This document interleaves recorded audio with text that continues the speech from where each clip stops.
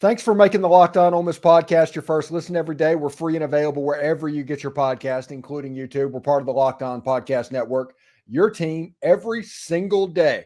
Hello, I'm Stephen Willis of Locked On Ole Miss, and I'm joined by Tim Thomas, an Ole Miss basketball legend. I am going to say that every time, Tim. I know that probably gets to you, as humble as you are. But Ole Miss legend Tim Thomas joining us, and we're going to talk a little hoops. How you doing, Tim? I'm good. And I played against a lot of legends. I probably wasn't one, maybe in my own mind, but I did my best. Yeah, it's really good. Ole Miss sports is looking good today, all sports. Yeah, the momentum around Ole Miss sports is absolutely through the roof at the moment. I mean, if you follow football at all, the transfer portal right now is just nuts.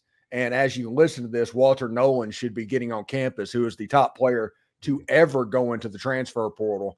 So we'll see exactly how that goes. But the story is right now, Ole Miss is 9-0 and ranked in the coaches poll this week. It took Chris Beard until mid-December of his first year to get Ole Miss ranked. That's absolutely unbelievable, Tim. Yeah, the USA Today coaches poll, 25th, pretty cool. That's been a while since we've seen anything close to that. And several of the other polls are looking at it too. John Rothstein, he has us like 23rd, and Jeff Goodman has us like 23rd, somewhere 23 to 25 on most of all the polls that people's got. Andy Katz has us in the 20. We're in Joe Lenardi's bracketology now. I think he has us rated 10th seed right now. And even Dick Vitale spoke some good words on Twitter about Ole Miss and Chris Beard. So people are looking, people are watching.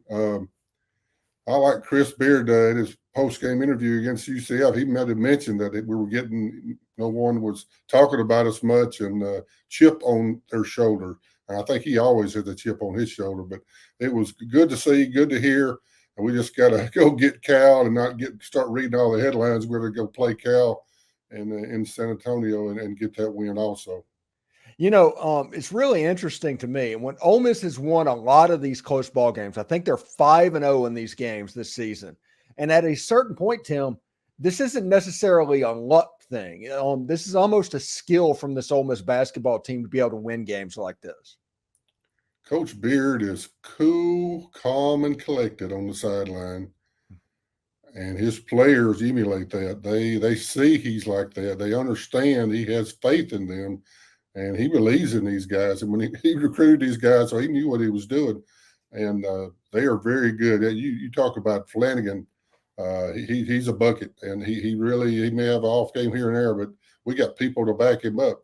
Just one thing real quick. Juju Murray got in foul trouble. I said, what are we going to do?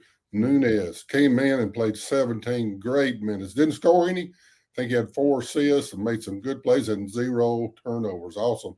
Then Juju came in and I think he ended up with 10 or 12. And then, of course, Flanagan gets his 18. Morrell gets his 12. And Caldwell, you mentioned him several times. He came in and got 14 big minutes. So, and also Cisse, I know we'll talk about him.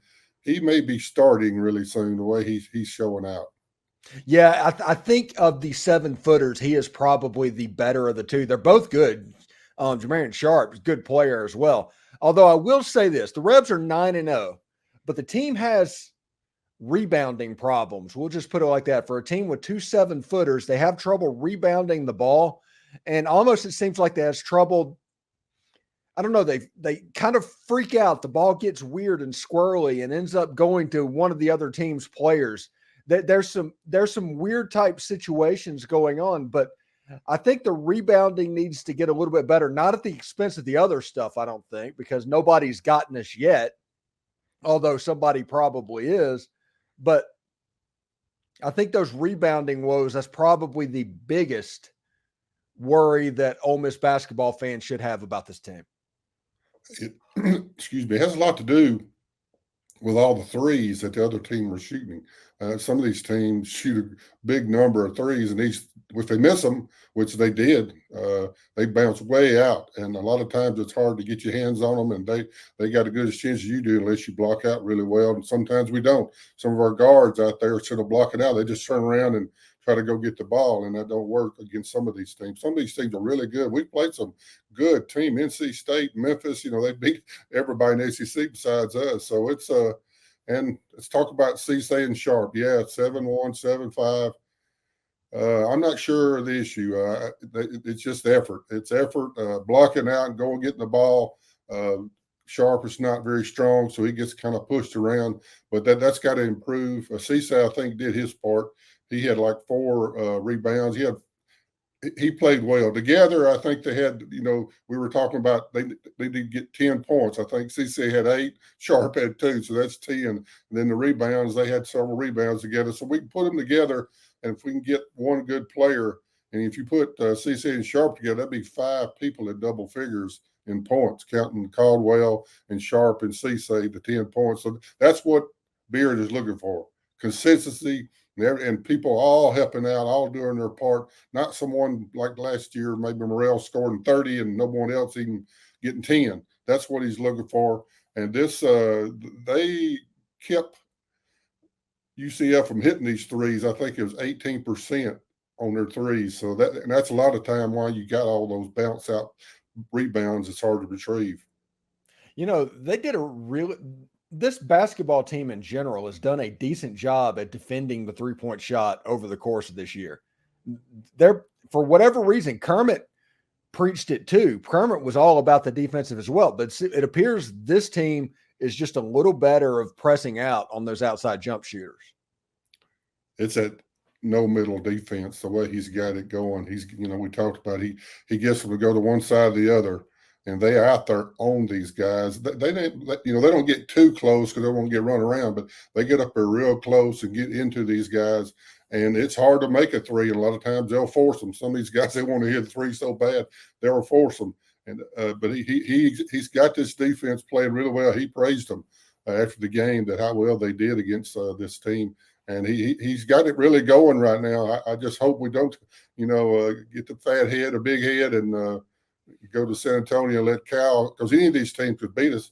After Cal, we got Troy. Then we got Southern Miss and Biloxi. Then I think we come back home with Bryant.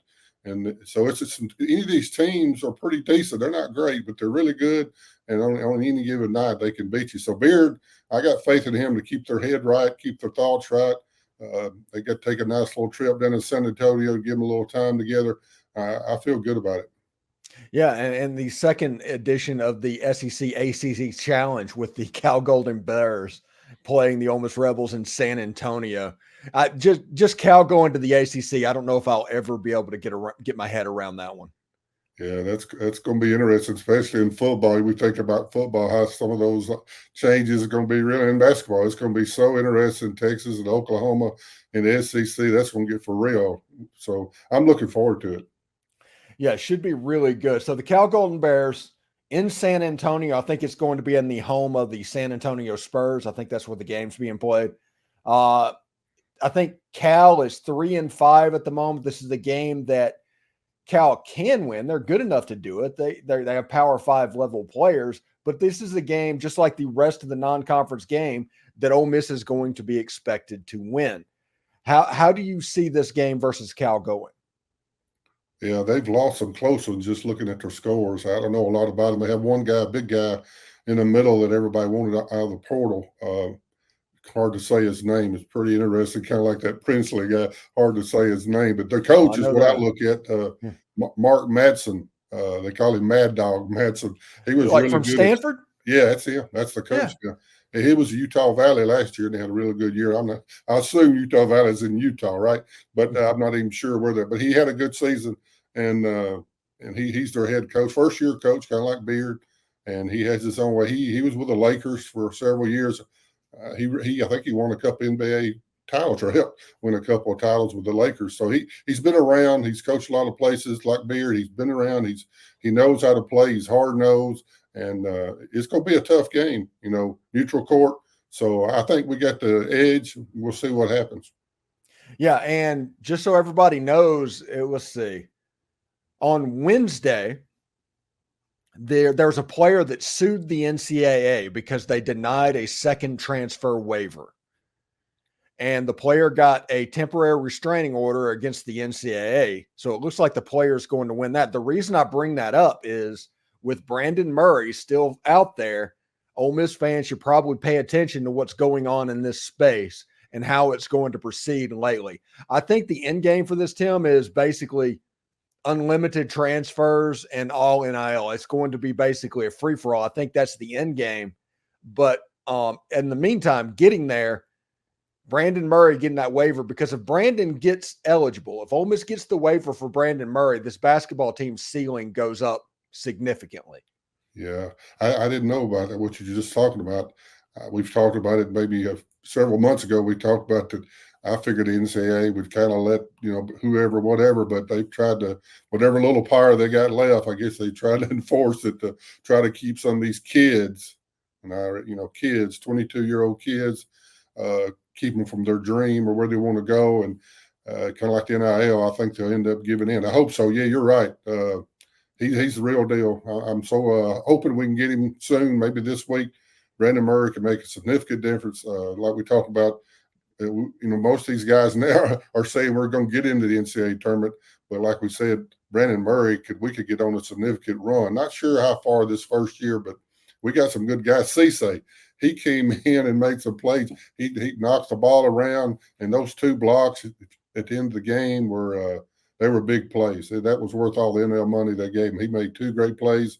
And then why, I don't know, Flanagan threw the ball away. That's something they'll have to work on this play. I'm not sure where that came. I don't think it's exactly what Beard was putting on paper, but he threw it away, but it was kind of good. He came in, blocked the guy's shot, because if he hadn't blocked the guy's shot, it would, tied it up. So it'd have been a tough goal, playing overtime and all. But I tell you, we talk about all this and the skill and the players, and what's the common denominator? Man, it's Coach Beard.